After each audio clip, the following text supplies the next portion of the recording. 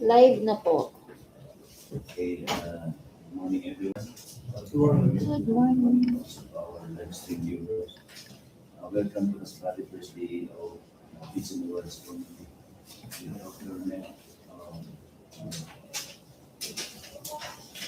subject heading under 25.008, Invested in Special Support Program Sustainable Infrastructure Participating SIPAG Construction Center Managed sa Jacinto Monreal Togoron section Monreal Masbate.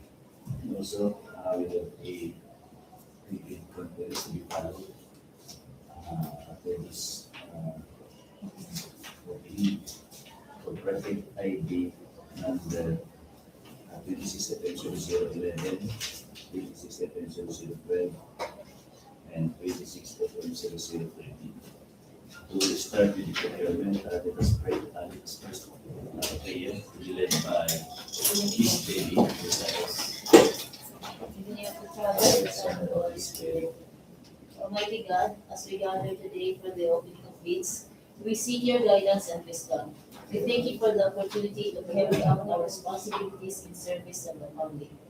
Grant us clarity of mind and integrity of heart as we proceed with this activity. Help us uphold fairness, transparency, and accountability in every step of the process. May all actions taken today be in accordance with the law and guided by what is just and proper. Bless the members of this committee, the Secretariat, the observers, and all participating leaders. May this proceeding be conducted in a orderly, impartial, and professional manner. May the outcome of this undertaking contribute to projects that will truly benefit the community and promote the common good. All this we humbly pray. Amen. In the name of the Father. Thank you, Ms. Yes. Seated. Next, the roll call attendance by Ma'am Jos. Okay, good morning everyone. For the Business Committee,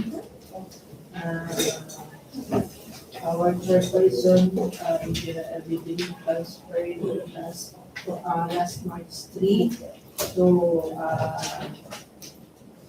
Ilocos Norte First District Engineering Office as OIC Assistant District. So the vice chairperson will preside, which is Engineer Vizcaya. And for the back members, yours truly, Mr. President Marcy, Engineer Lester Rapsing, Engineer Rolando Virona, and Engineer Mark Present. Any observer? None. So please proceed. The back technical working group, headed by Engineer Elna Rubin, Engineer Marvin Dalos Italian Assistant. For the back members, Engineer Emerson Espino Jr., Engineer Aaron Calado, Engineer Wilfredo Macamuan Jr., Mr. Marlon Joseph Medina, Mr. Esteban Marquez III, and Engineer Cornelio Teresa. And for the back Secretariat, Engineer Alvis Guillermo Jr. as the head of the Secretariat, Engineer David De Los Santos as Assistant Head. And for the back secretariat members, Maris J. De Los Santos, Engineer Bea Adriana Cordero, Ms. Cristina Rapsing, Ms. Maria Lolita Almagal, and Mr. Ernesto Villalobos. So that's all for that.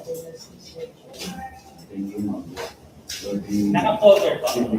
Thank you po. Group or members of the Secretariat are of course all represented, and the members are also present.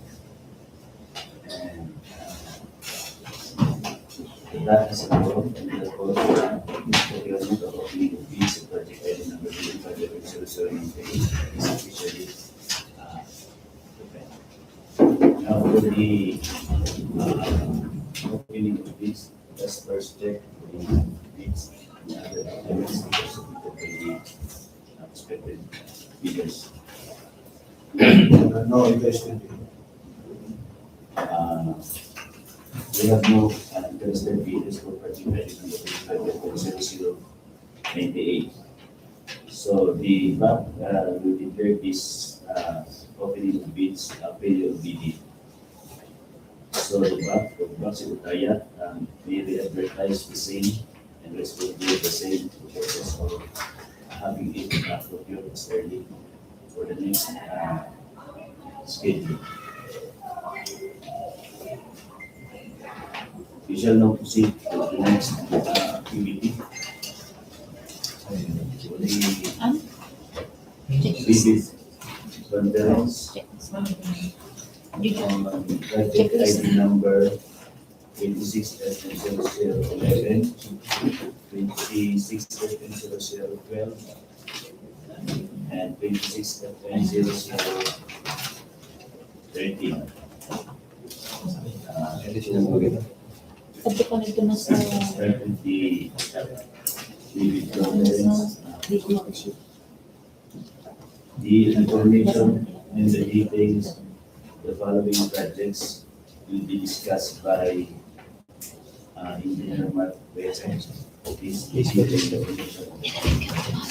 Thank you, Mr. Chair. The Department of Public Works and Highway, DPWH Masbate First District Engineering Office, through the FY 2026 GAA, intends to apply the sum of 42,110,600 pesos, being the approved budget for the contract, to payments under the contract for the first project, 26-M0011, Network Development Program, construction of missing links, new roads, San Fernando, San Jacinto, Monreal Road, from station 18 plus 15, 18 plus 518 to station 18 plus 818. Location, San Jacinto, Masbate. Kilometer.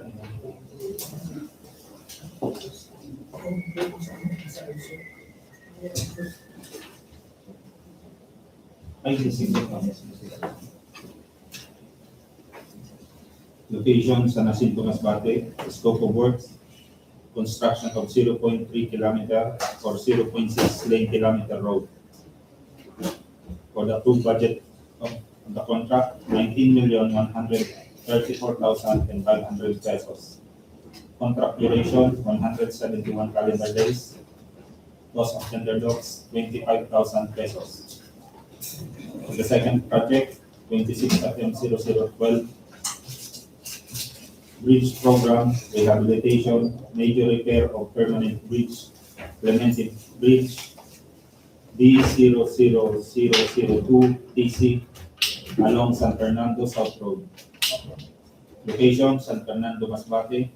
Scope of work, rehabilitation, major repair of 26.73 linear meter bridge.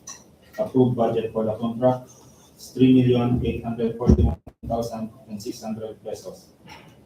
Contract duration is 72 calendar days and cost of tender docs, 5,000 pesos. For the last project, 26-M0013, Asset Preservation Program, Rehabilitation, Reconstruction, Upgrading of damaged paved roads, Tertiary roads, San Pascual-Claveria Road, from kilometer 051 plus 280 to kilometer 51 plus 770. Location, Claveria, Masbate. Scope of work, complete reconstruction of 0.49 kilometer or 0.98 lane kilometer road with 280 mm slab. Approved budget for the contract is 19,134,500 pesos. Contract duration is 166 calendar days and cost of tender docs 25,000 pesos.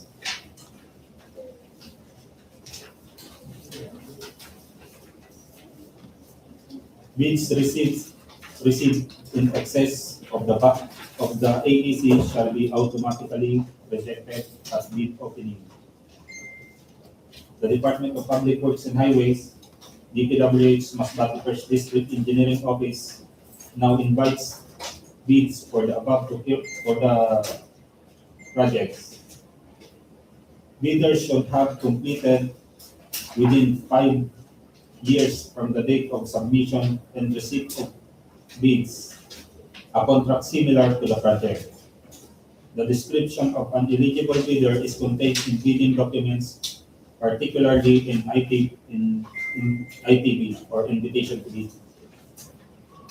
Bidding will be conducted through competitive bidding procedures using non-discretionary pass or fail criterion as specified in the IRR, otherwise known as the new Government Procurement Act, NGPA.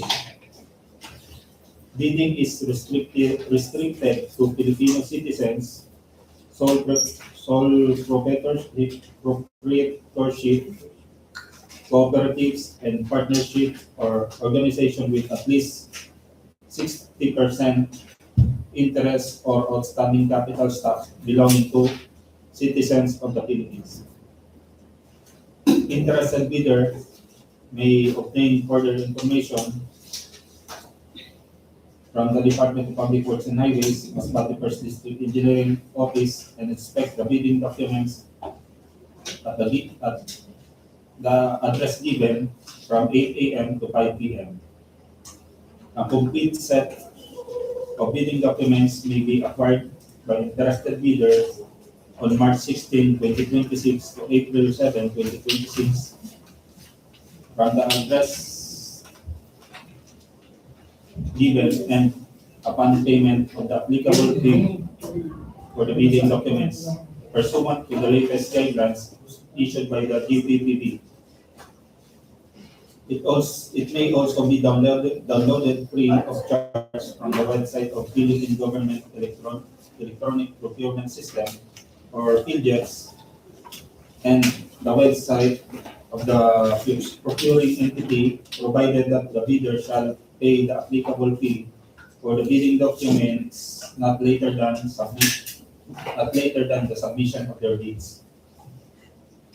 Bids must be duly received by the Bids and Award Committee or BA Secretariat through manual submission at the address indicated on or before April 7, 2026 at 10 a.m. Late bids shall not be accepted. All bids must be accompanied by a bid security in any of acceptable forms, and the amount is stated in the ITB Clause 16. Bid opening shall be on April 7, 2026 at 10 a.m.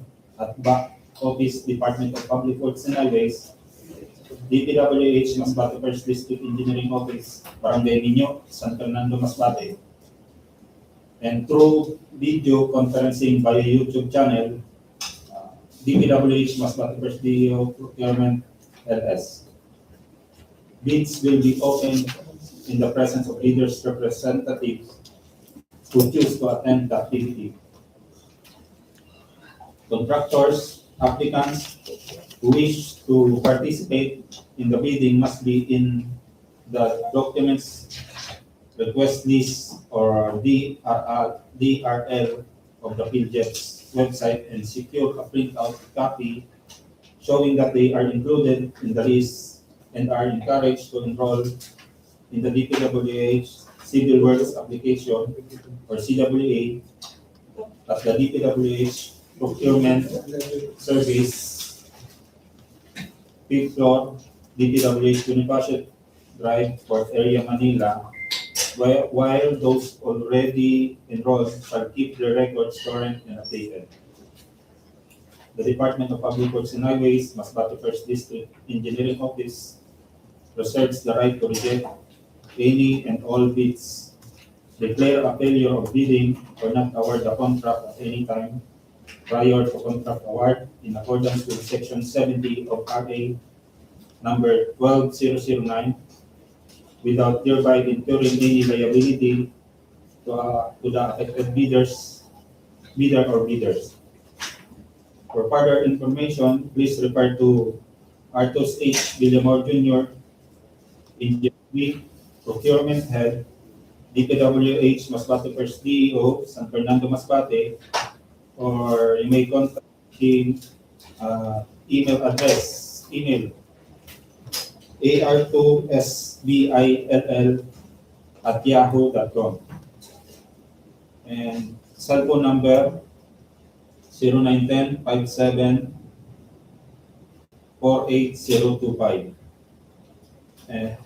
And you may visit the following website for downloading the bidding documents: www.dpwh.gov.ph. That's all, Mr. Chair. Thank you, Engineer.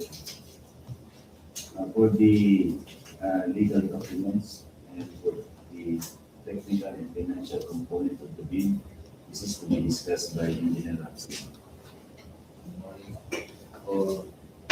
For the technical and for the requirements of technical and financial documents for infrastructure projects, the technical component envelope must contain the following: the valid purchase registration certificate, pattern of membership, all pages in accordance with section 8.5.2 of the IRR, statement of the prospective bidder of all its ongoing government and private contracts, including contracts awarded but not yet started, if any, whether similar or not similar in nature and complexity to the contract to be bid.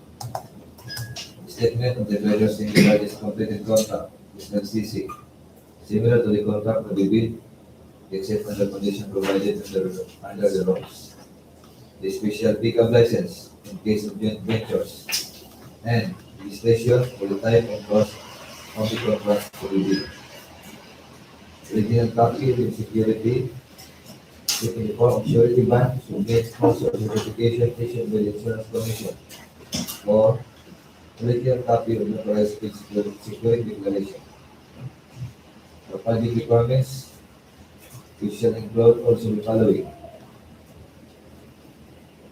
the organizational chart for the contract to be bid, the list of contract key personnel, for example, project manager, project engineers, address engineers, and foreman, to be assigned to the contract to be bid with their complete qualification and experience data. List of contractors' major equipment units which are on, leased, or under purchase agreements, supported by the proof of ownership or certification of availability of the equipment from the equipment lessor or vendor for the duration of the project.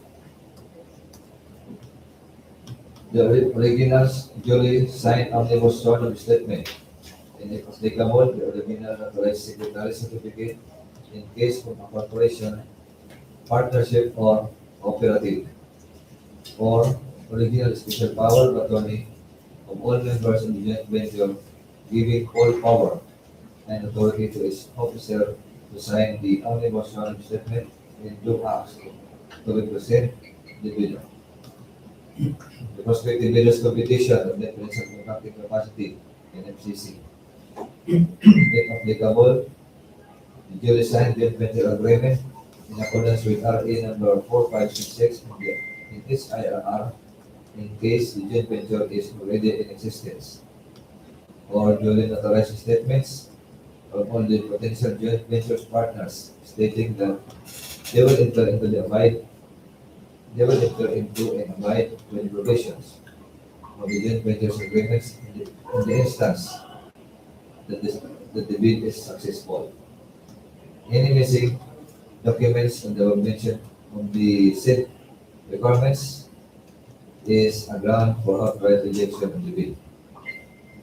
For financial component envelope, it must contain the following requirements: the original duly signed and accomplished financial bid form, original copy of signed bid prices in the bill of quantities, duly accomplished details estimates form, including a summary of the sheet indicating the unit prices of construction materials, labor rates, and equipment rentals used in carrying out the bid, and the cash flow by quarter. Again, in the missing documents of the said requirements is a ground for outright rejection of the bid. That's all, Mr. Chairman. Thank you, Engineer Ramsey, for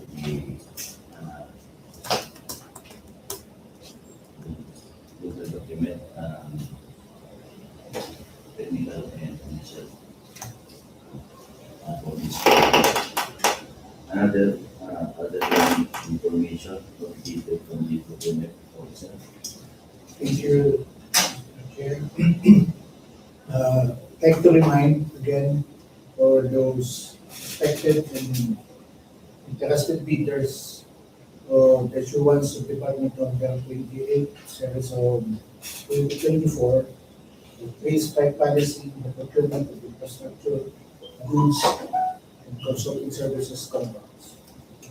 In order to establish a fair and transparent system for managing offenses committed by leaders in the procurement of infrastructure, goods, and consulting services, projects through public bidding, the Department of Public Works and Highway hereby introduces an updated three-strike policy. This policy is aimed at enforcing adherence to the procurement guidelines stipulated under Section 69.1.I of the 2016 Revised Implementing Rules and Regulations of the Republic Act 1984. Under this policy, if a bidder commits three offenses, acts described as all other acts that tend to defeat the purpose of competitive bidding, they shall be subjected to an administrative penalty. These offenses, acts are further classified into three major categories. One, the withdrawal from the bidding process, submission of non-participation letter, or failure to submit a bid after purchasing the bid documents.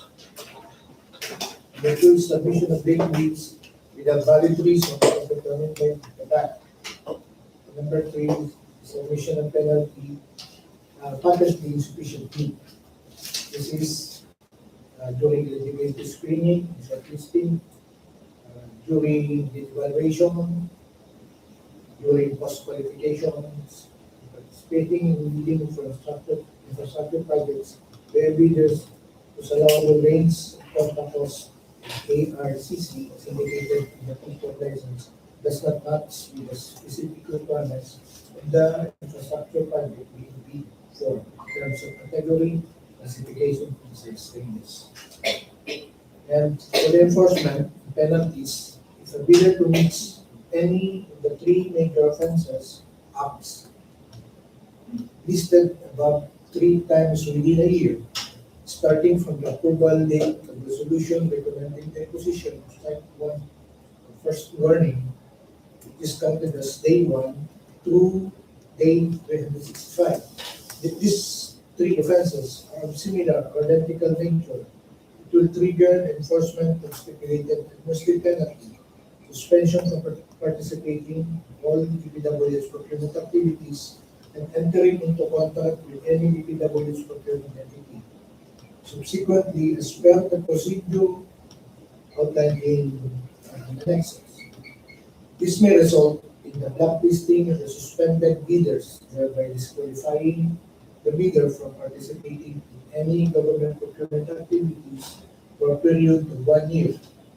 In conjunction with the blacklisting, the bidder will also face a bid security feature and must comply with the enforcement of bid security measures.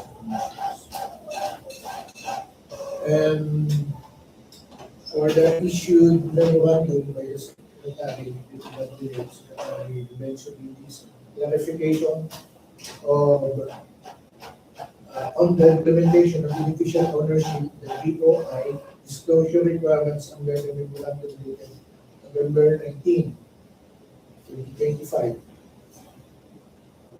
In connection with the memorandum dated November 19, 2025, entitled Directive to Require Submission of General Information Sheet reflecting beneficial ownership information and sworn affidavit of eligibility and beneficial ownership as part of the bidding documents, and to ensure uniform implementation and avoid confusion in application across all procuring entities. The following clarifications are by issue. Section 82 of the Implementing Rules and Regulations of Public Act 12009 provides for the disclosure of beneficial ownership information for legal entities participating in government procurement. In this regard, consistent with the intent of said provision, the following implementation guidance is adopted. Considering the current omnibus sworn statement, OSS, already incorporates sworn declaration relating to beneficial ownership disclosure, and in order to streamline documentary requirements and avoid duplication of sworn submissions, the separate submission of the sworn affidavit of eligibility and beneficial ownership shall no longer be required. In view, therefore, disclosure of beneficial ownership shall be established through submission of the latest general information sheet reflecting beneficial ownership information duly filed with the stamp received by the Security and Exchange Commission. This requirement shall be specified in documents comprising the bid as mentioned below and shall be submitted by the bidders in each bid.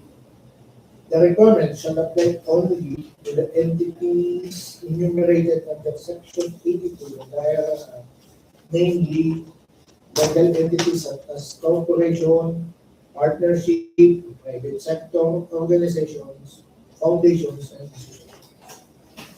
For uniform implementation across procurement activities, submission of the DIS reflecting BOI shall be incorporated as follows. For infrastructure project under ITB Clause 12.1 X project requirements, procurement of goods and non-consulting services as part of the technical specification. For consulting services as part of the terms of reference. The requirements shall be applied only to the procurement modes identified under Section 82 of the IRS Act, namely competitive bidding, limited source bidding, competitive dialogue, and unsolicited offer with the bidders. Also for the reminder, Department of the 110, series of 2024, subject implementation of ISO 9001 2IP15 certification requirements for large A, medium B, and medium A contractors in the procurement of infrastructure funding. In line with the department's commitment to its quality objective of providing quality, safe, environment friendly public infrastructure facilities aimed at improving the life of every Filipino. This department of the should ensure that utmost effectiveness and efficiency in public service, grounded in endeavor to implement projects that adhere to international standards and into transparent, delivered with schedule by competent civil works contractor. Recognizing the critical role of ISO 9001 2015 certification is achieving these objectives, the department shall now mandate the certification as part of the project requirements for the contractors involved in the procurement of infrastructure projects. Notably, the departments required ISO 9000 certification starting 2007 for large B contractors, 2010 for large A, medium B, and medium A contractors, 2D, and 3107, and DO 49 2010 respectively, which was later deferred for large A, medium B, and medium A contractors to DO 4 2013. Provide said contractors sufficient time to obtain certification reinforces the department's commitment to continual improvement and adherence to quality standards. Given the evolving challenges of modern construction and infrastructure development, it is imperative for the department's contractors to swiftly adapt. Employing ISO 9001-2015 certified contractors is essential for maintaining confidence and trust in the quality of delivered. Accordingly, our procurement entities within the department are required to include ISO 9001-2015 certification or its latest version is applicable as part of the budget requirements in bidding documents for infrastructure projects. This requirement applies to bidders classified under the following competing contractors accredited to the size range and are participating in department's procurement of infrastructure projects. The approved budget for the contract range. For pickup size range, large A, the allowable range of contract cost, the RCC, more than 300 million but less than 450 million. Effectivity was January 1, 2025. For large B, more than 150 but less than 300 million. That's July 1, 2025. And for medium A, more than 30 million but less than 150. Effectivity of which was last January 1, 2026. To promote competition and ensure a level playing field in compliance with Adversity Program number 16. Series of 2021 directs all national government agencies to adopt and implement the national competition policy. The ISO 900-2015 certification requirement shall become mandatory starting from the calendar year 2025. This timeline allows non-ISO 1001-2015 certified contractors equal time to prepare for the certification process, reflecting the department's commitment to pursue compliance, improvement, and timely delivery of projects while adhering to established international standards, significantly contribute to the welfare of communities. As for large B contractor, ISO 9001 certification, its largest learning shall continue to be required when participating in the bidding of the Pascual project cost review as clarified through the 01 series of 2011 until revoked or suspended. This order shall take effect immediately and shall supersede the old number 4 series of 2011 and all other issuances that are inconsistent with this order. That's all you say. Thank you, Engineer Villamor, for the additional information. And so for the respective bidders, you are reminded that you have to submit your documents properly and completely. This will be the drafting and the opening will be on April 7, 2026 at 10 a.m. At the back office at Department of Public Works and Highways Officers DEO San Fernando, Masbate. The methodology of this procurement is public bidding with pass and fail criterion in accordance with the Public Act 1009 for the new Procurement Act of the government. So our next schedule for this procurement is the drafting opening of these cited three projects, which is on April 7, 2026. So there being no other activity to be conducted today, our procurement activity today is done and adjourned at 10:45 a.m. So thank you and good morning.